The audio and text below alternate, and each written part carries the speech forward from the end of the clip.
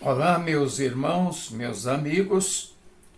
Hoje eu quero falar sobre a oração, um assunto muito recorrente para pregadores, para doutrinadores, discipuladores, enfim, todos aqueles que ministram na palavra de Deus. A oração é um assunto de relevância. E para isso eu começo aqui com o texto de Mateus, capítulo 6, que é um texto no que é chamado o Sermão do Monte, Sermão da Montanha. E é nesse texto que Jesus ensina a famosa oração do Pai Nosso, que é chamado Pai Nosso, mas também de a oração do Senhor, ou em outros termos, a oração dominical, porque Dominus em latim é Senhor, então é a oração do Senhor, a oração que o Senhor ensinou. E eu quero então ler o que Jesus disse e Mateus escreveu no capítulo 6, que eu já disse que é o Sermão da Montanha, que vai até o capítulo 7 de Mateus. E aqui o Senhor diz no capítulo 6, versículo 6, ele diz assim: Tu, porém, quando orares, entra no teu quarto e fechada a porta, orarás ao teu Pai, que está em secreto. E teu Pai, que vê em secreto, te recompensará. Aqui nós estamos vendo uma oração particular. Porque tem aquelas orações em público, que Jesus contou a parábola do publicano e o fariseu que estavam orando em público. Mas Jesus também orou em público. Na ocasião da ressurreição de Lázaro mesmo, Jesus orou ali diante de uma multidão de pessoas. Então Jesus também orava em público. Mas ele está falando aqui daquela oração privada, aquela oração particular, aquela oração que você pode abrir o coração com Deus, que é o Pai. E quando a gente fala com o Pai, a gente abre o coração porque tem intimidade. O Pai é aquela pessoa familiar que você deve ter intimidade. E é aqui, então, nesse texto de Mateus, a partir lá do versículo 12, 13 em diante, que Jesus vai ensinar a oração do Pai Nosso que está nos céus, que estás nos céus, para introduzir no cristianismo essa ideia de que Deus é um Pai. Para os judeus, a cultura judaica, Deus era o soberano. Ele não deixa de ser o soberano, Senhor dos céus e da terra. Continua sendo. Mas, apesar disso, ele é também o nosso Pai. Então aí está um diferencial. Nós que cremos em Deus, nós temos um Pai eterno, Pai Senhor dos céus e da terra. Ele é Senhor, continua sendo Senhor dos céus e da terra. Não deixou por ser o nosso Pai, não. Mas nós ficamos sabendo, então, por essa oração que Jesus ensinou, que Deus é o nosso Pai. Mas, voltando aqui ao texto que eu li, o Senhor explicou e ensinou uma oração privada, uma oração particular, em que nós vamos tratar com o nosso Pai em secreto. Precisamos ter essa experiência. Nós precisamos disso. Conhecer a Deus no privado, no particular. Falar com Deus no particular. Como isso é importante, esta experiência e essa interação com o Pai no particular. Porque aí, nesta situação, a gente pode falar com abertura, com intimidade, contar para Deus as nossas necessidades, apesar de que o Senhor disse aqui que Ele já sabe, que Ele vem em secreto, e em secreto te recompensará.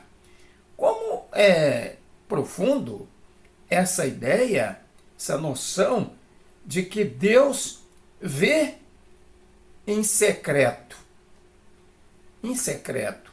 Não expõe aquilo que é de ficar em secreto, no particular, na intimidade. Aquilo é uma coisa que só pertence a nós e ao nosso Deus. Falar com Ele de maneira secreta. Mas eu gostaria de levar para um outro lado também, porque lá no capítulo 12 de Marcos, no versículo 22, Jesus fala: tende fé em Deus. É preciso orar a um Deus que é esse Deus que Jesus revelou, o Deus Pai. Tende fé em Deus. Ali Jesus fala então de uma questão especial. Orar com fé. Mas não é orar com fé a algo que é apenas um mito ou apenas um símbolo. Não, é a uma pessoa. Tende fé em Deus, que é uma pessoa que nos conhece e nos vê em secreto. Falar com esse Deus sobre as nossas necessidades, as nossas angústias, os nossos problemas e depositar nele a nossa confiança. Tende fé em Deus. Isso significa que nós devemos colocar em Deus a nossa confiança e esperar a resposta dele.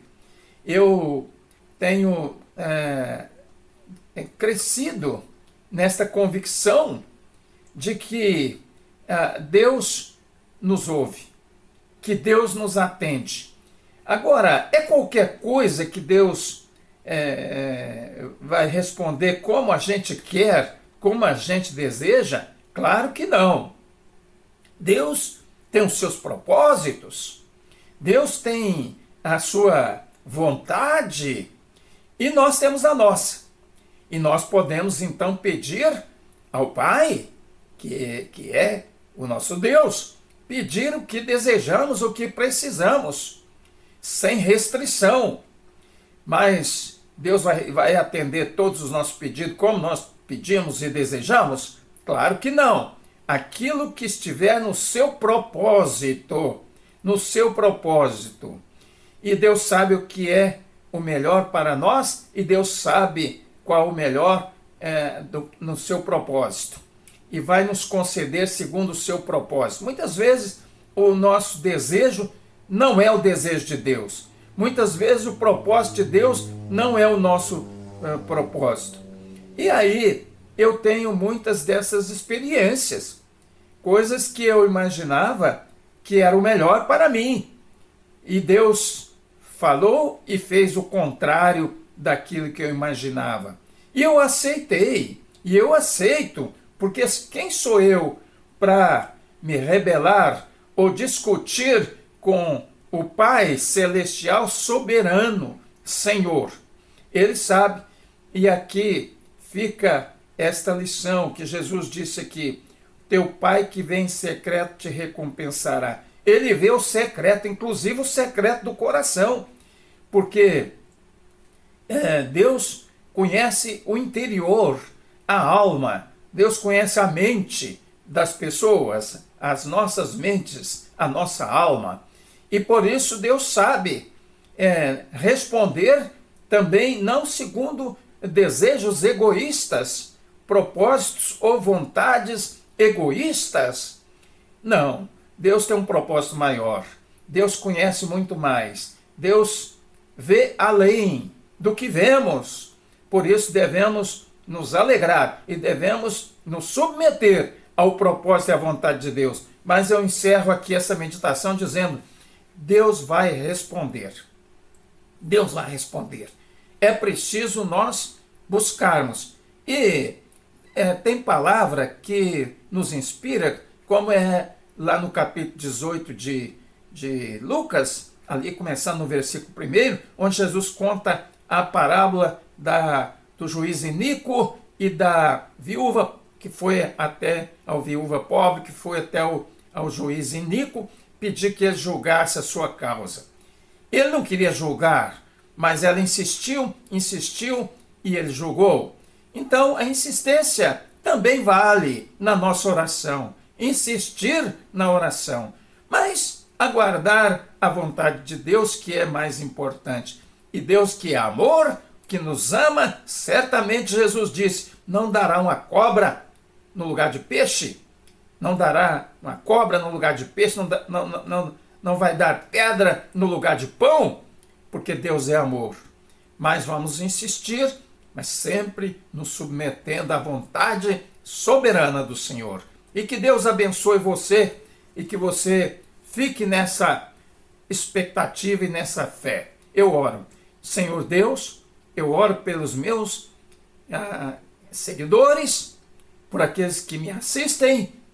O Senhor conhece o coração de cada um e sabe as necessidades e sabe o que é melhor para cada um deles e também o que é melhor para mim.